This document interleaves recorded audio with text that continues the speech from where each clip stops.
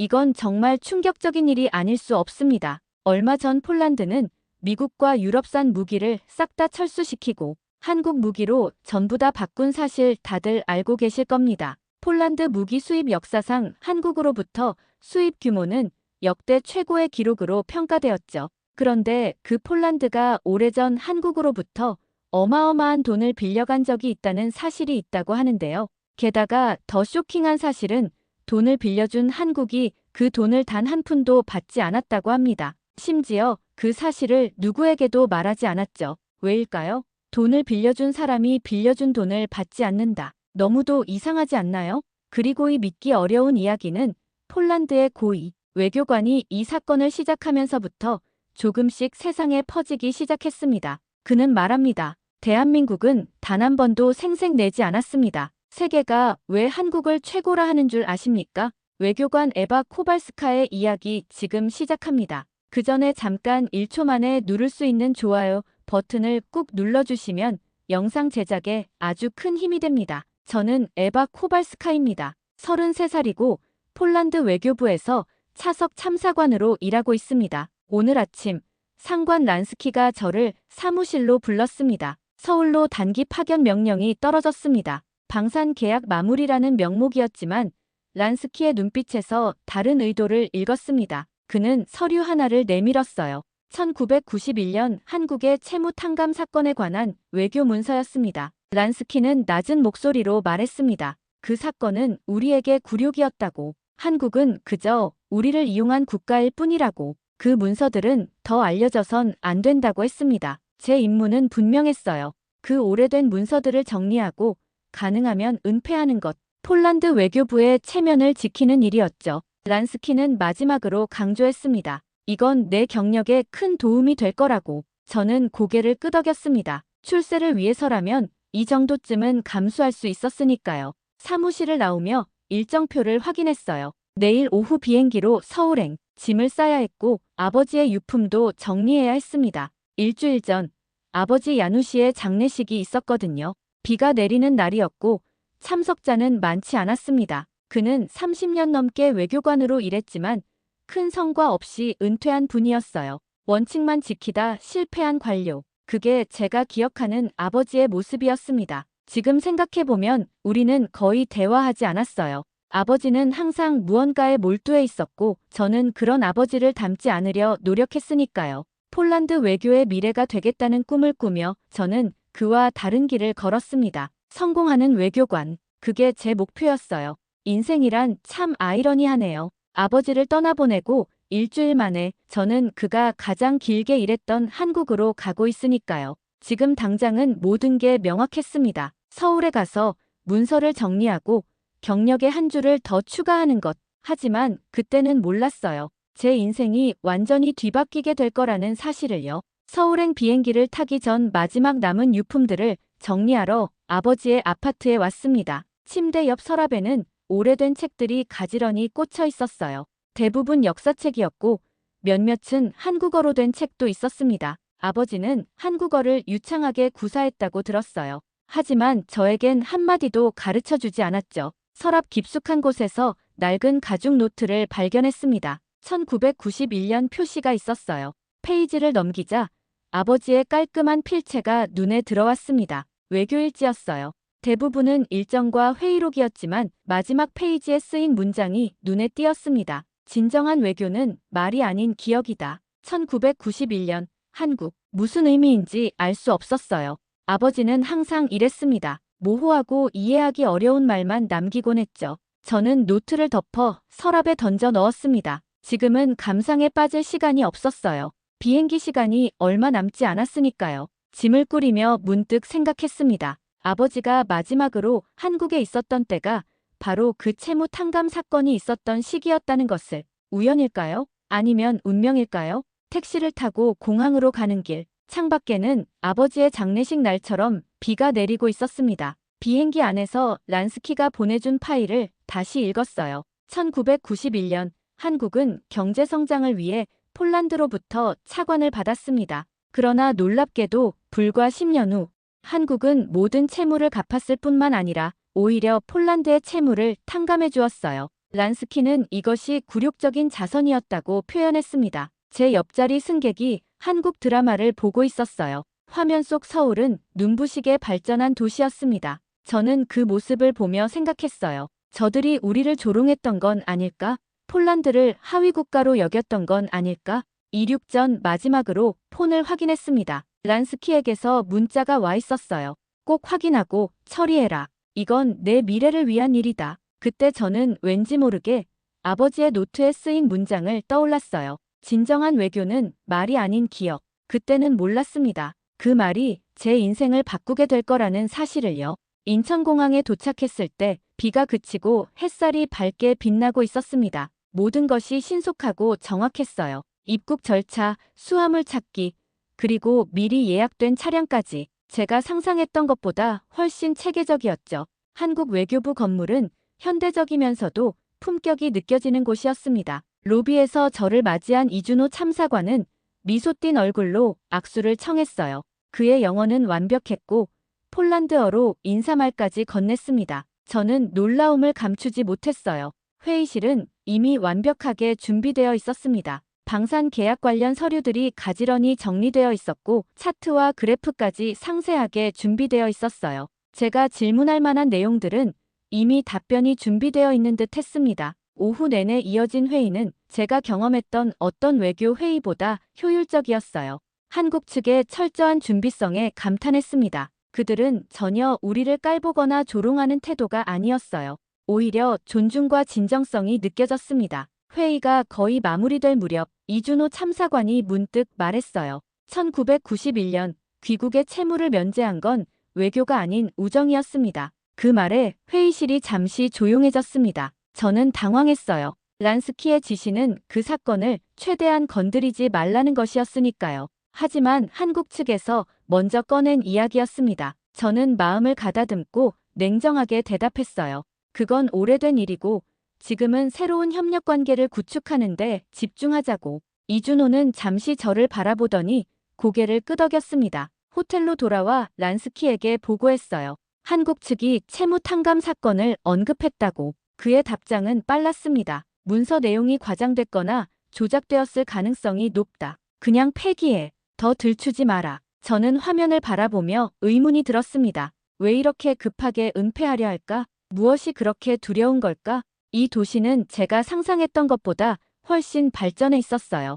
폴란드가 공산주의에서 벗어나 허덕이던 시절, 한국은 이렇게 눈부신 성장을 이루고 있었던 겁니다. 문득 아버지가 이 도시를 바라봤을 때 어떤 생각을 했을지 궁금해졌습니다. 그리고 그가 왜 진정한 외교는 말이 아닌 기억이다라고 썼는지도요. 다음 날, 저는 한국 외교부 문서보존실로 향했습니다. 공식적인 목적은 방산 계약 관련 역사적 자료 검토였지만 실제로는 1991년 채무 탕감 사건 관련 문서를 찾기 위해서였어요. 문서보존실 담당자는 친절하게 도움을 주었습니다. 그는 묻지도 않은 1991년 폴란드 관련 파일까지 가져다 주었어요. 제가 놀란 표정을 짓자 그는 미소를 지으며 말했습니다. 야누시 코발스키 대사님의 딸이시죠? 아버님께서는 우리 문서실에 자주 오셨어요. 가슴이 덜컥 내려앉았습니다. 여기 사람들은 30년도 더 지난 일을 기억하고 있었어요.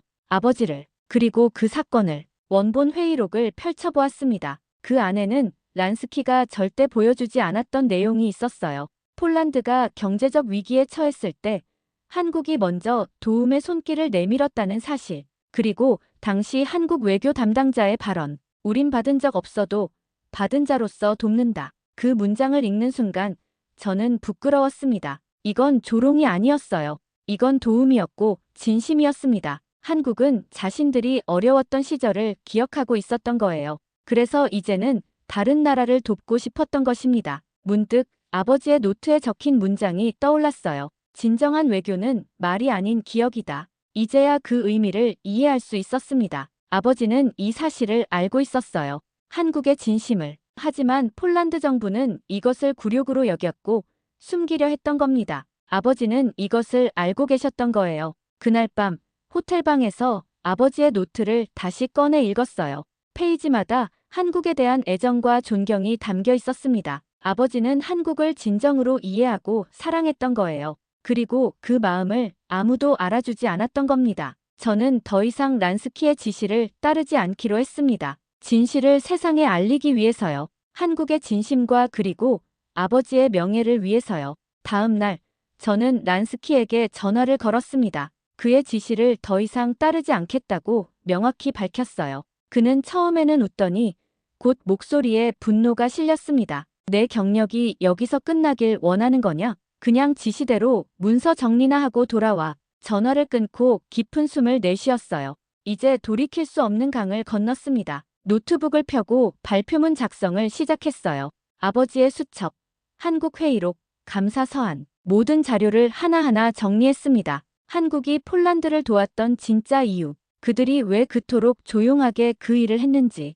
그리고 우리 정부가 왜 그 진실을 은폐하려 했는지 모든 것을 명확하게 설명하는 문서였어요. 오후에 호텔로 돌아왔을 때 문이 열려 있었습니다. 놀라서 들어가 보니 2명의 남자가 제 물건을 뒤지고 있었어요. 그들은 폴란드 외교부 보안팀이었습니다. 란스키가 보낸 거겠죠. 코발스카 참사관님, 모든 문서와 노트북을 회수하러 왔습니다. 국가 기밀 보호를 위해서요. 그들은 공손했지만 단호했어요. 저는 항의했지만 소용없었습니다. 그들은 노트북과 모든 문서를 가져갔어요. 다행히 아버지의 노트는 제 가방 안에 있었고 발표문 초안은 이메일로 저장해 두었습니다. 문이 닫히고 혼자 남겨지자 깊은 좌절감이 밀려왔어요. 이제 어떻게 해야 할까? 모든 증거가 사라졌는데 그때 문득 생각이 떠올랐어요. 아직 한 가지 방법이 남아 있었습니다. 로비로 내려가 공용 컴퓨터를 사용했어요. 여러 언론사 이메일 주소를 찾아 간단한 메시지를 작성했습니다. 한국은 아무 말 없이 도왔고 폴란드는 일부러 기억을 지웠다. 메시지와 함께 남아있던 몇 가지 증거 자료를 첨부해서 보냈습니다. 이제 돌이킬 수 없었어요. 저는 깊은 숨을 내쉬며 생각했습니다. 아버지라면 어떻게 했을까? 그는 아마도 이렇게 하셨을 거예요. 다음 날 아침 모든 것이 폭발했습니다. 전 세계 언론이 그 이야기를 보도하기 시작했어요. 1991년 한국은 받은 적 없는 은혜를 조용히 갚았다. 폴란드 정부는 처음에는 부인했습니다. 하지만 증거가 너무 명확했어요. 한국 정부도 공식 입장을 발표했습니다. 그들은 단지 올바른 일을 했을 뿐이라고, 어려울 때 서로 돕는 게 국가 간 우정이라고.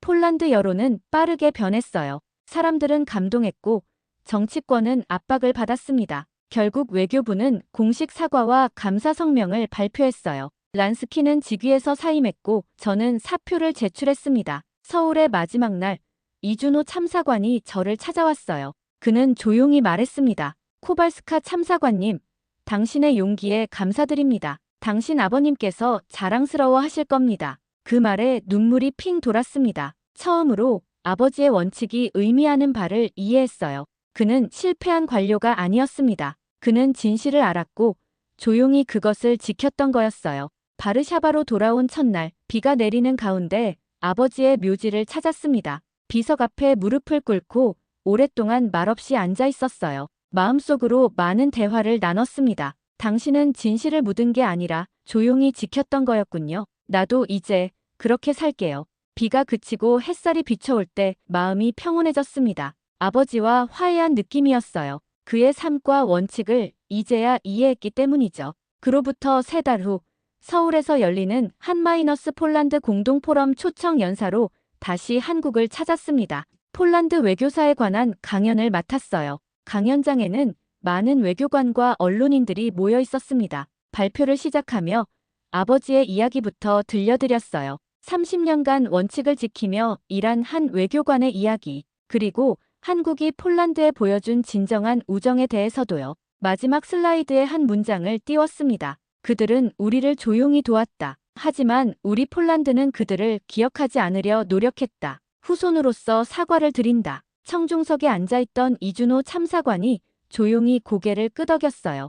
그의 눈가에도 눈물이 맺혀있는 듯 했습니다. 발표가 끝나고 많은 사람들이 다가와 악수를 청했어요. 그 중에는 한국 외교부 고위 관계자들도 있었습니다. 한 노년의 한국 전직 외교관이 제게 말했어요. 야누시 코발스키 대사님을 잘 알았습니다. 그분은 진정한 외교관이셨어요. 그분의 딸이 그 뜻을 이어가니 기쁩니다. 그날 밤 서울 한강변을 걸으며 생각했습니다. 진정한 외교란 무엇일까? 힘의 과시도 이익의 교환도 아니었어요. 그건 기억하는 것, 받은 은혜를 잊지 않고 베풀 줄 아는 마음이었습니다. 1년이 지난 지금 저는 바르샤바 외교학교에서 강의를 하고 있습니다. 젊은 외교 지망생들에게 외교의 원칙과 진정성에 대해 가르치고 있어요. 오늘의 강의 주제는 기억의 외교였습니다. 강의가 끝나갈 무렵 한 학생이 손을 들고 물었어요. 교수님, 한국은 왜 그렇게 했을까요? 자랑할 수도 있었는데 왜 그렇게 조용히 도왔을까요? 저는 잠시 생각에 잠겼습니다. 창밖으로 가을 단풍이 물들고 있었어요. 아버지가 좋아했던 계절이죠. 받지 못했던 시절을 기억하는 사람만이 진짜로 베풀 수 있거든요. 그 말에 강의실이 조용해졌습니다. 학생들의 눈빛에서 깨달음을 볼 수 있었어요. 그들도 이제 이해했을 겁니다. 진정한 외교가 무엇인지. 강의가 끝나고 교무실로 돌아오니 책상 위에 작은 꽃다발이 놓여 있었습니다. 카드에는 한국어와 폴란드어로 메시지가 적혀 있었어요. 기억하는 당신께 감사합니다. 창밖을 바라보며 미소 지었습니다. 아버지도 지금 미소 짓고 계실 거예요. 그의 딸이 드디어 진정한 외교의 의미를 이해했으니까요. 조용한 외교는 조용하지만 절대 잊히지 않습니다. 그리고 그 기억은 세대를 넘어 이어집니다. 마치 아버지에서 딸로, 그리고 이제 제자들에게로. 여러분도 잊지 않으셨나요? 받았던 은혜를, 그리고 나눔의 기쁨을. 혹시 비슷한 경험이 있으시다면 댓글로 남겨주세요. 우리 모두의 기억이 모여 더 나은 세상을 만들 수 있을 테니까요. 엔딩 임팩트. 조용한 외교는 조용하지만 절대 잊히지 않는다. 최근 저는 오래된 사진첩을 정리하다가 아버지와 함께 찍은 마지막 사진을 발견했습니다. 서울 남산에서 찍은 사진이었어요. 그때는 몰랐습니다. 그것이 우리의 마지막 추억이 될 줄은. 사진 뒤에는 아버지의 필체로 짧은 문장이 적혀 있었어요. 에바야, 진정한 가치는 겉으로 드러나지 않는 법이란다. 이제야 그 말씀의 의미를 온전히 이해합니다. 한국이 폴란드를 도왔던 방식처럼요. 그들은 자신들의 선행을 자랑하지 않았습니다. 그저 올바른 일을 했을 뿐이었죠. 지난달에는 바르샤바 대학교에서 한국 역사와 외교에 관한 강좌가 개설되었어요. 그곳에서 만난 한국 유학생들과 이야기를 나누며 더 많은 것을 배우고 있습니다. 그들은 자국의 과거 어려움을 잊지 않고 있었어요. 그리고 그 기억이 그들을 더 겸손하고 따뜻하게 만들었다고 생각합니다. 어제는 폴란드 정부가 한국과의 새로운 교육 협력 프로그램을 발표했습니다. 그 이름은 야누시 코발스키 장학금이었어요. 아버지의 이름을 딴 장학금. 저는 그 소식을 듣고 조용히 울었습니다. 아버지의 원칙과 신념이 드디어 인정받은 거였으니까요. 이제 저는 매일 아침 책상에 앉아 일기를 씁니다. 아버지처럼요. 그리고 맨 앞장에는 그 문장을 적어두었어요. 진정한 외교는 말이 아닌 기억이다. 인생은 참 신비롭습니다. 제가 무시했던 아버지의 가치관이 지금은 제 삶의 지침이 되었으니까요. 그리고 한국이라는 나라가 조용히 베푼 선행으로 한 가족의 역사를 바꾸었으니까요. 조용한 외교는 말이 없지만 그 울림은 세대를 넘어 계속됩니다. 진정한 강함은 드러내지 않는 데 있으며 진정한 리더십은 조용한 본보기에 있다는 것을 한국은 보여주었습니다. 그들은 자신들이 어려웠던 시절을 잊지 않았기에 다른 이들의 어려움을 이해할 수 있었어요. 그들은 받은 은혜를 기억했기에 베풀 줄 알았습니다. 그리고 그 정신은 여전히 그들의 외교 정책에 살아 숨쉬고 있어요. 바르샤바의 이른 봄, 창밖으로 새싹이 돋기 시작했습니다. 새로운 시작의 계절이죠. 오늘도 저는 다음 세대의 외교관들에게 진정한 외교의 의미를 가르칩니다. 말이 아닌 기억의 외교를. 그리고 아버지의 유산은 계속해서 이어질 것입니다. 여러분은 어떤 가치를 다음 세대에 물려주고 싶으신가요? 기억하고 싶은 가르침이 있으신가요? 댓글로 여러분의 이야기를 들려주세요. 우리 모두의 기억이 모여 더 나은 미래를 만들 수 있을 테니까요.